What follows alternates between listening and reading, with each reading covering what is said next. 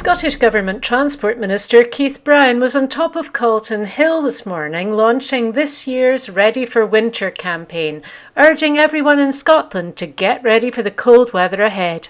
We asked the Minister what kind of things he expected people to do to prepare themselves.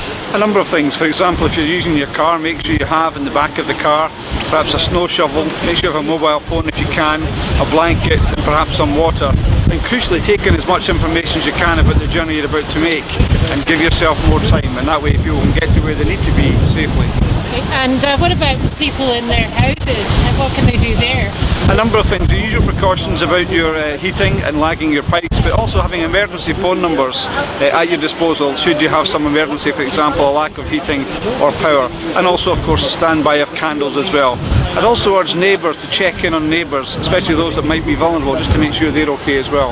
And what about the Scottish Government response, particularly with regard to public transport? What will they be doing? A huge number of things. We have hundreds of gritters going out across the country along with our local authority partners. We have the required levels of salt stocks to make sure we're able to do that right throughout the winter. And of course we have people working in different agencies around the clock, whether it's Transport Scotland, Traffic Scotland. On the railways we have a specially adapted train to help clear snow. For the roads we have a specially adapted icebreaker to help get rid of really compacted ice. So taking a huge number of precautions and learning the lessons from previous winters. Scottish local government provide many services. For example, we look after 85% of the roads network in Scotland. We look after the elderly, we look after children. We run the social services, so we are very, very much involved in being ready for winter and helping communities and helping individuals to prepare for winter. So we are an emergency response organisation.